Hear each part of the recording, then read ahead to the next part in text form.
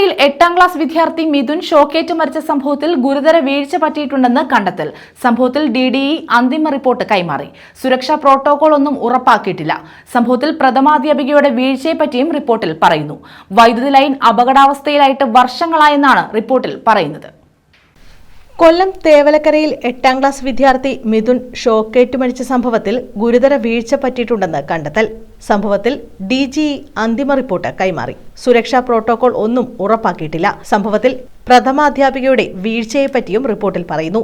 Line അപകടാവസ്ഥയിലായിട്ട് വർഷങ്ങളായി. സ്കൂളിലെ അനധികൃത നിർമ്മാണം തടയാനും സാധിച്ചിട്ടില്ലെന്ന് റിപ്പോർട്ടിൽ പറയുന്നെന്ന് മന്ത്രി V. ശിവൻകുട്ടി അറിയിച്ചു.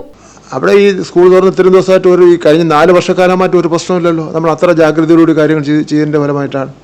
ഒരു ഭാഗം പിന്നെ ഈ ഉത്തരവാദിത്തമുള്ളവരെ സംബന്ധിച്ചിടത്തോളം എന്ത് തന്നെ ആരെവിടെ തീരുമാനിച്ചാലും ഞങ്ങൾക്കൊരു പ്രശ്നമില്ല, ഞങ്ങൾക്ക് ശമ്പളം കിട്ടും എന്നുള്ള നിലപാടാണ് സ്വീകരിക്കുന്നത്. അത് ഗവൺമെൻറ്റിന് അംഗീകരിക്കാൻ കഴിയുന്ന കാര്യമല്ല.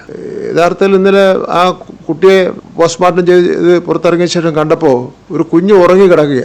അങ്ങനെയാണ് നമുക്ക് അതിനെ കാണാൻ വേണ്ടി പറ്റുള്ളൂ. ആ നിലയിലുള്ള ഞാനും വിദ്യാഭ്യാസ ഡയറക്ടറും ഉണ്ടായിരുന്നു. ഇന്നലെ സംഭവം നടന്ന ഉടനെ തന്നെ വിദ്യാഭ്യാസ ഡയറക്ടർ സംഭവ സ്ഥലത്തേക്കും പോയി ഈ പോസ്റ്റ്മോർട്ടം നടക്കുന്ന ഹോസ്പിറ്റലിലൊക്കെ വന്ന് എല്ലാ കാര്യങ്ങളിലും മുഴുവൻ സമയം ഉണ്ടായിരുന്നു. സംഭവത്തിൽ സ്കൂളിനും KSEBിക്കും പഞ്ചായത്തിനും ഗുരുതര വീഴ്ചയാണ് സംഭവിച്ചിരിക്കുന്നത്. കാലങ്ങളായി വൈദ്യുതി ലൈൻ താഴ്ന്നു കിടന്നിട്ടും ആരും പ്രതികരിച്ചില്ല.